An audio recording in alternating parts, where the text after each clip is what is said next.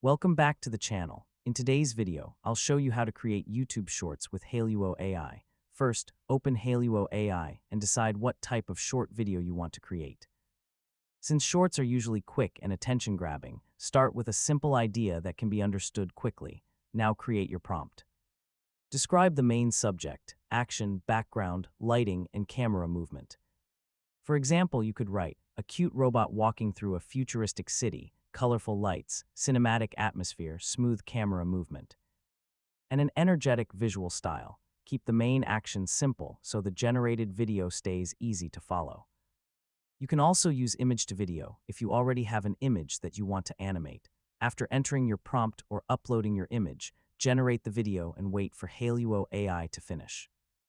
Once the result is ready, preview it carefully. Check whether the subject and action look good and whether the video works well as a short-form clip. If the result isn't what you expected, improve your prompt and generate another version. Try different camera movements, scenes, and visual styles to make the video more engaging. After you're satisfied, save the generated video and prepare it for your YouTube Shorts workflow. You can then add captions, music, or other editing elements using your preferred video editor.